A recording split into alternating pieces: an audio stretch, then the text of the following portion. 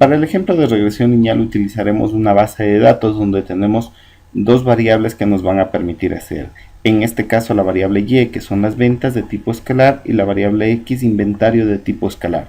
Es decir, las dos miden unidades existentes dentro de una empresa. Cuando nosotros iniciamos regresión lineal, lo primero que debemos determinar es el coeficiente de correlación para ver si es que hay una asociación entre las variables. Para ello nos vamos a analizar y correlaciones bivariadas, y nos pide ingresar en el cuadro de diálogo básicamente dos variables que vamos a trabajar. En este caso la variable x con la variable y. Las dos variables nos permiten y nos dice cuál tipo de coeficiente queremos visualizar. El coeficiente de correlación de Pearson, que lo aplicamos para variables como tal numéricas o escalares, y el coeficiente de Spearman, que lo utilizamos para variables ordinales. En este caso, como nuestras variables son escalares, utilizaremos Pearson. Ponemos aceptar y en el cuadro de diálogos vemos el resultado que nosotros tenemos como tal. En este caso, el principal resultado que nos está arrojando es que tenemos una correlación de 0.921, es decir, que hay una alta correlación entre las variables. Y la correlación nos indica justamente que es significativa a un nivel de significancia de 0.01, lo cual nos daría paso a poder ejecutar justamente la regresión lineal. Para hacer la regresión lineal nos vamos a ir a analizar, regresión, y ponemos lineales. En esto nos va a abrir un cuadro de diálogo que nos va a permitir identificar justamente lo que nosotros vamos a trabajar. En este caso, la variable dependiente es la variable y, que lo hemos puesto como ventas, y en el caso de las variables independientes es inventario. Estas son las dos variables que nosotros tenemos en el modelo. Adicional a esto, nosotros podríamos generar gráficos de ser necesario, gráficos de residuos, gráficos de estimaciones, varianzas o gráficos de normalidad, o estadísticos cuando nosotros queremos comparar, o podemos generar, como por ejemplo en el caso de intervalo de confianza. En este caso solamente generamos las estimaciones. Ponemos aceptar y nos va a generar justamente todo el proceso de regresión. La regresión lineal nos indica en primer lugar cuáles son las variables que hemos trabajado, que es netamente informativo, y empezamos a trabajar con este cuadro cuando nos habla del resumen de la variable.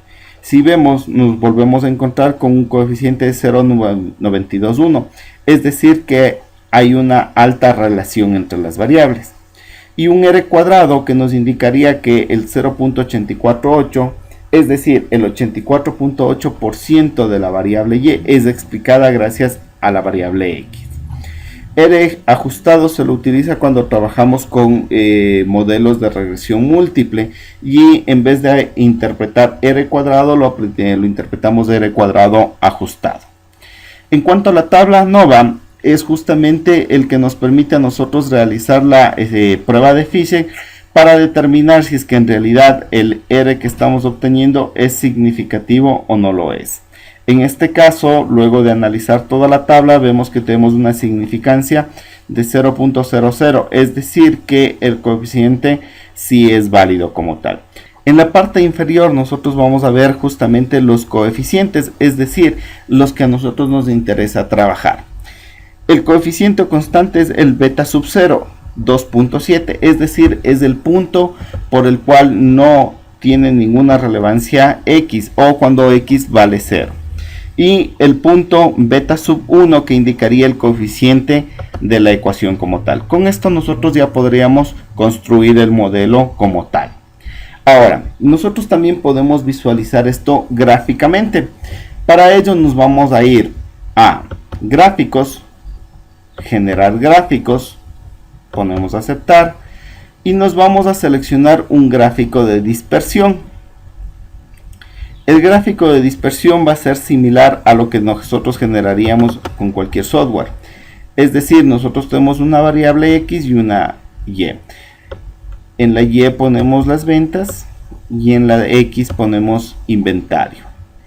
En esta parte solamente ponemos aceptar y vamos a ver justamente el comportamiento de la gráfica. Si vemos, se genera un patrón que podríamos identificar ya como una tendencia justamente de la variable hacia a un modelo en particular. Si hacemos doble clic en el modelo, nos va a generar un cuadro de diálogo, que este es el editor de gráficos similar a lo que habíamos visto anteriormente.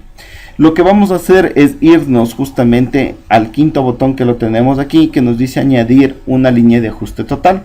Si ponemos clic en esa línea, nos genera justamente ya la línea y la ecuación como tal.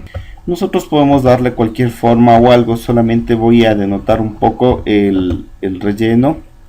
Voy a ponerlo en otro color para visualizar un poco, que quede visual la ecuación en comparación con el gráfico. Entonces, si nosotros vemos en el gráfico, ya haciendo justamente esta línea, nos genera por un lado la ecuación de la regresión, nos muestra gráficamente cómo se ajusta y nos da el valor de r cuadrado.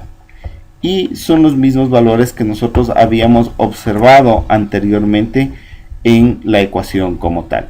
Esto es el proceso de regresión lineal. La interpretación que nosotros demos al proceso es lo que va a marcar justamente la diferencia entre un modelo y otro como tal.